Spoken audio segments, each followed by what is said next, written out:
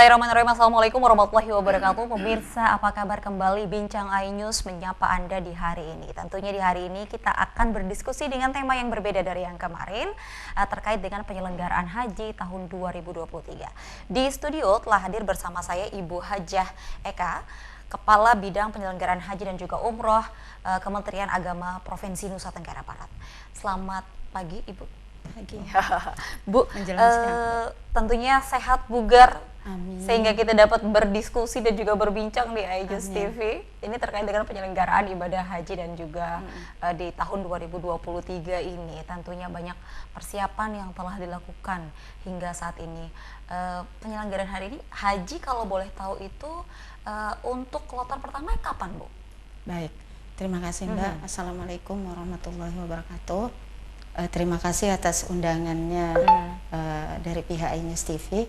Jadi saya langsung jawab pertanyaannya. Untuk kloter pertama kita masuk di tanggal 6, masuk ke asrama haji tanggal 6 Juni, kemudian nanti akan diberangkatkan ke Madinah yang kloter 1 tanggal 7 Juni. Kenapa ke Madinah? Karena di NTB ini kita mendapat gelombang pertama untuk kloter pertama, tapi gelombang 1 akhir ya, gelombang pertama akhir. Maka kita masuk di tanggal 6 masuk asrama haji jamaahnya dan akan diterbangkan ke Madinah itu nanti tanggal 7. Tanggal 7. Ya, 7 Juni. 7 Juni. Ya. Baik. Kalau itu kloter pertama dan berikutnya kloter kedua dan selanjutnya itu masuk di gelombang kedua, tapi tidak ada jedanya, Pak. Jadi langsung masuk yang berangkat tanggal 7 nanti ada masuk lagi tanggal 7. Dari keseluruhan keseluruhan calon jamaah haji Provinsi Nusa Tenggara Barat, berapa jumlah calon jamaah haji yang memang sudah terdaftar, Bu? Baik. Jumlah kuota kita yang kita diberikan oleh pusat gitu ya, itu sekitar 4.499. Ya, 4.499. Kemudian kami diberikan kuota cadangan. Di tahap pertama kami diberikan 10%, ya 10% sebesar 422. Kemudian ada lagi di tahap kedua kami diberikan 5%. Ya, kemudian di tahap ketiga ada 5% juga, sehingga berjumlah 20%. 20% itu sebanyak 900 orang. Yang cadangan. Yang cadangan. Kemudian untuk menutupi kuota reguler yang belum melunasi. Berarti total calon jamaah haji sebesar 4.900. Bukan.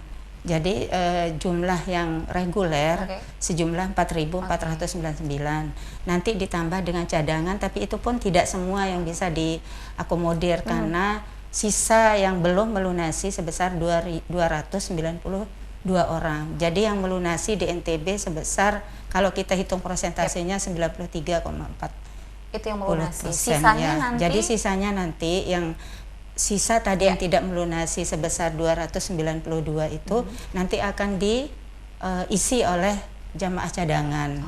Nah, jamaah cadangan yang sudah melunasi dari 900 orang itu sebesar 686 orang.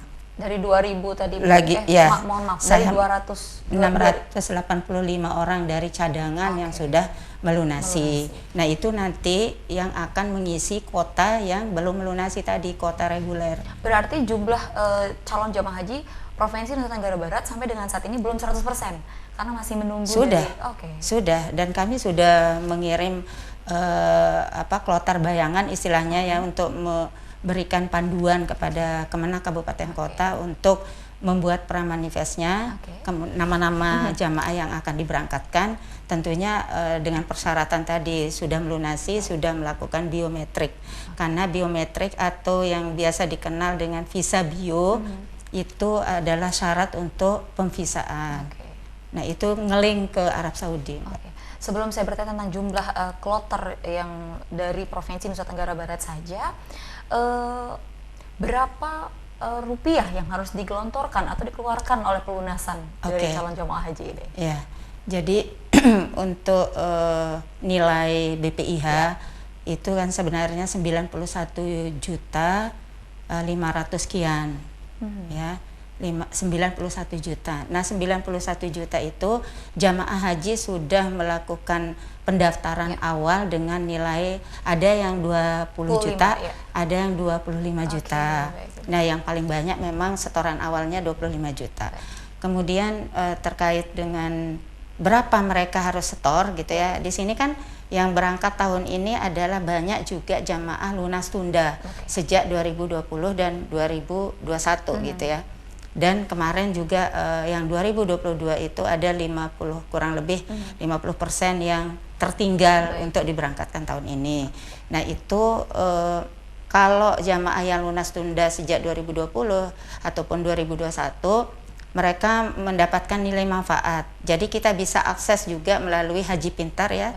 Jadi aplikasi Haji Pintar atau aplikasi pusaka namanya. Jadi di situ kita bisa melihat dengan mengklik nomor porsi jamaah itu apakah sudah melunasi ataukah sudah mengkonfirmasi. Jadi jamaah itu adalah yang lunas tunda, dia hanya mengkonfirmasi saja, tidak melunas, tidak membayar lagi gitu. Tapi bagi yang jamaah yang memang diberangkatkan di 2023 ini murni, itu sekitar antara 24 sampai 26 juta. Mereka harus melengkapi karena setoran awal 25 juta. Jadi untuk nilai BP itu sekitar 51,5 Mbak. 51,5. Kalau BPIH 91-an. Kalau untuk BP biaya penyelenggaraan ibadah haji itu 51. Ibu, banyak sekali yang mungkin masyarakat juga perlu paham ini bagaimana penyelenggaraan ya, tapi sebelum penyelenggaraan ibadah haji tentunya ada proses-proses yang harus dilalui oleh masyarakat. Dan tentunya kita terhalang dengan jeda iklan. Tetap bersama kami di Bincang News.